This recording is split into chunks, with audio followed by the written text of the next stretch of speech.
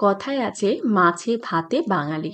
আর আজকে আমি বাঙালিদের পছন্দের পার্শে মাছ দিয়ে বানাবো একটা দুর্দান্ত রেসিপিটা হচ্ছে পার্শে মাছের মালাইকারি। এর জন্য বেশ কয়েকটা পার্শে মাছ পরিষ্কার করে ধুয়ে জল ঝরিয়ে রেখেছি। মাছটাকে নুন হলুদের গুঁড়ো দিয়ে খুব ভালো করে মেখে রাখতে হবে।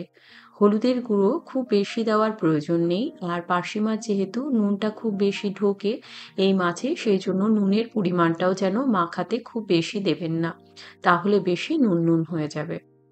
এবারে মাছটাকে মেখে নেওয়ার পর আমি একটা মশলা রেডি করব। এখানে আমি গ্রেট করা নারকেল রেখেছি, তার সঙ্গে সামান্য জল দিয়ে আমি এটাকে একদম স্মুথ করে পেস্ট করে নেব। যেহেতু এই নারকেলটা একটু কচি নারকেল, সেই জন্য এর থেকে অতটা দুধ বার হচ্ছে না, তবে যেহেতু এই নারকেলে অত ছিবড়া নেই, সেই জন্য আমি এই রান্নাতে অল্প করে নারকেল বাটাও ইউজ করব। এর থেকে দুধটা বার করে কিছুটা নারকেল আমি মিক্সিতেই রেখে দিয়েছি, তার সঙ্গে আমি পেঁয়াজ কুচি দিয়ে দিলাম, বেশ খানিকটা দেব রসুনের কোয়া।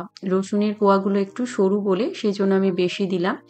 আর এর সঙ্গে দেব আদার টুকরো, আর তার সঙ্গে দুটো মতন কাঁচা লঙ্কা দেব। এই রান্নাটা বেশি ঝাল হলে ভালো লাগবে না।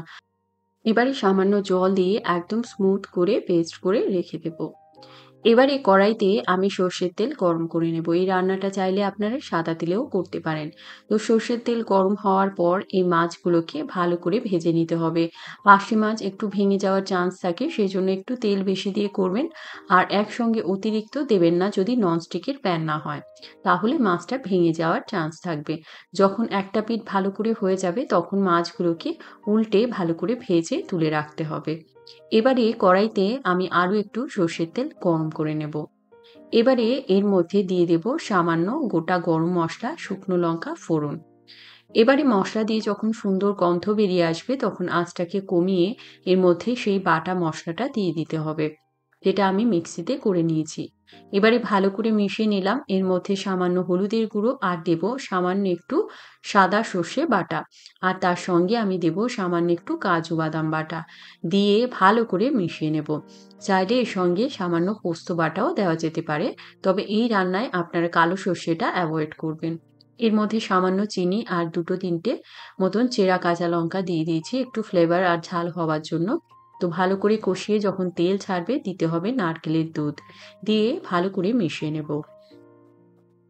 এবারে যখন এই ঝোলটা ভালোভাবে ফুটে উঠবে তখন এর মধ্যে ভাজা পার্শে মাছগুলোকে দিয়ে দিতে হবে। এই মাছটাকে দিয়ে একদম হালকা আঁচে একটু ঢাকা দিয়ে রাখবো, যাতে করে এই গ্রেভিটা সুন্দরভাবে মাছের ভিতরে ঢুকে যায়। তো আপনাদের বাড়িতে কোনো গেস্ট এলে বা স্পেশাল কোনো অকেশন থাকলে আপনারা এই রান্নাটা করে খাওয়াতে পারেন। আশা করি সবাই খেয়ে খুব প্রশংসা করবে। বা আপনারাও উইকেন্ডে পার্শে মাছের একরকম রেসিপি না খেয়ে এরকমভাবে ট্রাই করে দেখতে পারেন।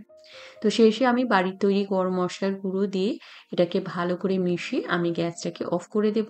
আর শেষে আপনারা চাইলে উপর দিয়ে একটু কাঁচা তেলও দিতে পারেন।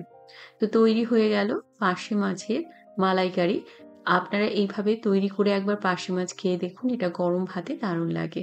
রেসিপিটা কেমন লাগলো অবশ্যই জানাবেন। ভালো লাগলে লাইক করবেন, শেয়ার করবেন, আর এরকম রেসিপি পেতে চ্যানেলটিকে সাবস্ক্রাইব করবেন।